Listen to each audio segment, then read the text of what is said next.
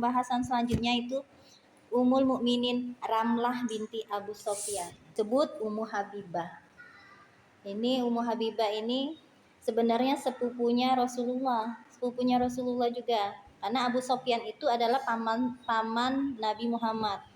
Tapi dia musyrik. Kisahnya itu setelah Raja Heraklius, Kaisar Romawi itu mengakui Islam dan dia menceritakan tentang Nabi Muhammad itu seperti apa, dakwanya seperti apa, maka Abu Sofyan Allah kasih hidayah kepada beliau hingga beliau masuk Islam. Sebelumnya Abu Sofyan itu masih kafir. Dia adalah pemimpin dari orang-orang Quraisy. Jadi orang-orang yang terkemuka, yang disegani adalah ayahnya dari Ramlah binti Abu Sofyan itu yang selalu tidak menyukai tentang dakwah Islam di Mekah. Termasuk juga yang pamannya yang lain, Abu Lahab. Ramlah binti Abu Sofyan ini sebenarnya sepupu Rasulullah yang dinikahi dari jarak jauh. Jadi Rasulullah itu pada saat itu bukan di sana, bukan di Madinah.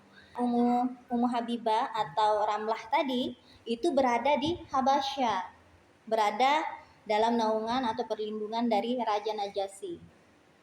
Tapi pernikahan itu tetap sah. Beliau adalah satu-satunya istri dari Rasulullah yang dinikahi di tempat yang terpisah. Kalau kita zaman sekarang mungkin ada yang di ujung benua sini, ada yang di sini tapi itu tetap ada wali. Iya, ada wali, walaupun walinya adalah wali hakim. Nah, pada saat Ummu Habibah ini, wali hakimnya adalah rajanya sendiri. Yaitu tetap ada mahar, harus ada mahar. Ramlah binti Abu Sofyan ini berada di Habasyah. Dia itu dinikahi dengan mahar 400 dinar oleh Raja Najasyi. Karena Raja Najasyi itu melindungi sekali orang-orang yang mau berlindung kepada dia. Jadi siapapun, entah dia agama apa, kalau dia meminta perlindungan dengan Raja Najasyi, maka Raja Najasyi akan melindungi betul. Kenapa rombongan para sahabat itu ke Habasyah? Karena mereka tahu bahwa di Habasyah itu rajanya berlaku adil. Maka hijrah yang pertama adalah termasuklah anaknya Abu Sofyan tadi, para sahabat Nabi.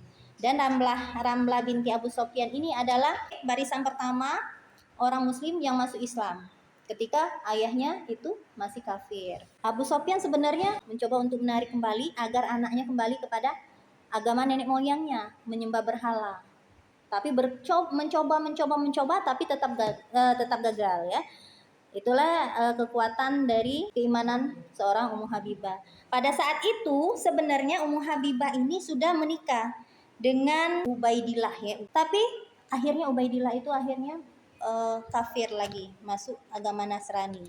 Setelah tidak adanya keinginan dari Ummu Habibah tadi untuk memeluk kembali agama orang Quraisy, agama sebelumnya nenek moyangnya, mulailah orang-orang Islam termasuk juga Ummu Habibah atau Ramlah ini diintimidasi, diisolasi, diejek, dicemooh, diberi kekerasan ya.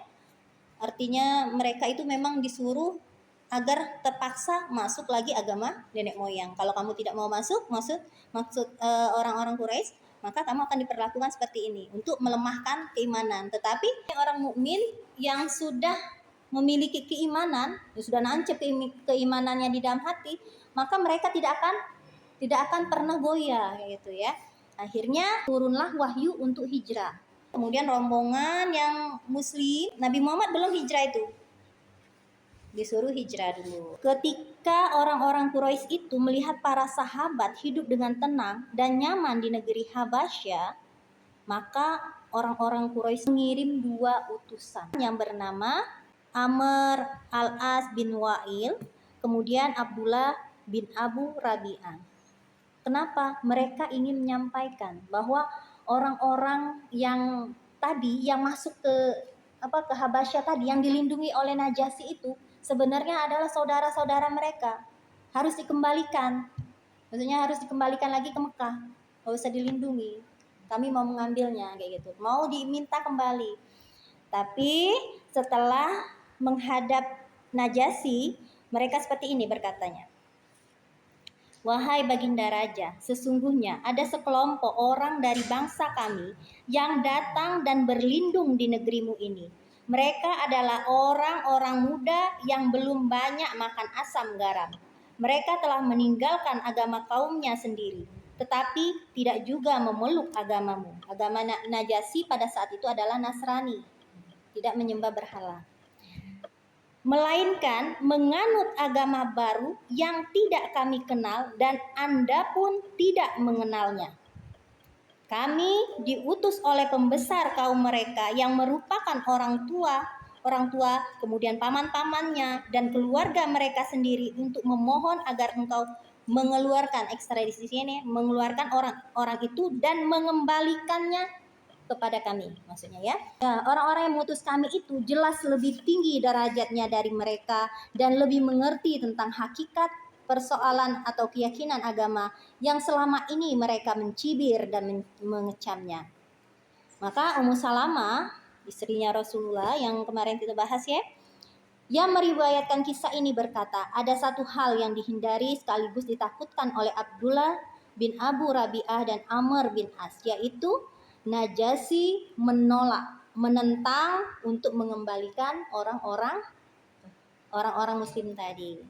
Lalu Najasyi itu apa yang dilakukannya? Karena Najasyi kalau mau mengembalikan yang sudah berlindung kepada dia mau dikembalikan, oke, boleh saja kata Najasyi, asalkan orang-orang tadi yang dilindungnya tadi tidak disakiti, tidak dizolim kembali kayak gitu ya.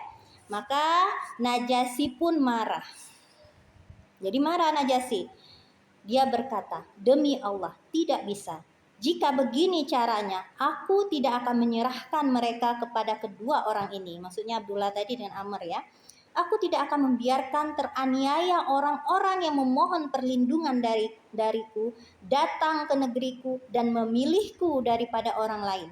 Sampai aku bertanya kepada mereka tentang kebenaran keterangan yang disampaikan oleh kedua delegasi ini. Jika benar seperti yang disampaikannya tadi, maka aku akan mengembalikan mereka kepada kaumnya. Tapi jika tidak, maka aku akan tetap mempertahankan mereka dan melindungi mereka sebaik mungkin selama mereka masih berada di negeriku. Jadi memang Raja Najasyi itu memang melindungi benar. Kalau memang diomongi memang dari keluarganya, harus kan kalau dari keluarga dilindungi, disayangi kayak gitu ya, diperlakukan dengan baik, tidak dizolimi. Tapi kalau memang tidak seperti itu, maka dia siap untuk melindungi kaum muslimin yang tadi. Oleh sebab itu Najasyi pun memanggil seluruh para sahabat Nabi tadi yang masuk Islam tadi menghadapnya. Setelah pegawai Najasyi menceritakan tentang undangan tersebut, para sahabat berkumpul, katanya kayak gini. Lalu apa yang akan kita katakan kepada Najasyi? Mereka takut kehidupan mereka yang aman di sana nanti kembali lagi ke Mekah akan dianiaya lagi oleh orang-orang kafir. Jadi mereka mencoba untuk mempersiapkan diri ketika Raja Najasyi itu akan menjawab. Maka sahabat lain menjawab, demi Allah, kita akan mengatakan sesuai dengan ajaran dan perintah yang kita terima dari Rasulullah, apapun resiko yang harus kita tanggung. Jadi mereka siap, apa yang diucapkan nanti di depan Najasyi itu adalah apa yang diajarkan oleh Rasulullah, bukan dibuat-buat kayak gitu ya. Maka sesampai di hadapan Najasyi ya, Najasyi itu bukan sendiri, tetapi ada pendeta Nasrani yang siap dengan kitab-kitabnya. Jadi pengennya Najasyi itu pengen tahu juga apa yang ada dalam ajaran Islam, apakah ada dalam ajaran Nasrani gitu. Nah, maka dibukalah mushaf kitab-kitabnya orang Nasrani tadi ya. Najasyi pun membuat pertanyaan, agama apakah yang kalian anut dan menjadi penyebab kalian meninggalkan agama kaum kalian sendiri, tapi tidak juga memeluk agamaku, bahkan tidak pula agama apapun yang dikenal saat ini. Jadi agama yang memang baru-baru nian.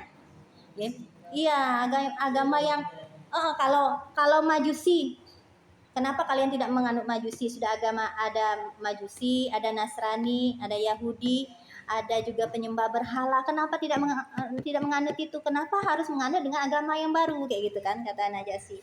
Nah, mendengar pertanyaan itu dari kaum muslimin itu Ja'far bin Abu Thalib yang telah diangkat menjadi juru bicara mengatakan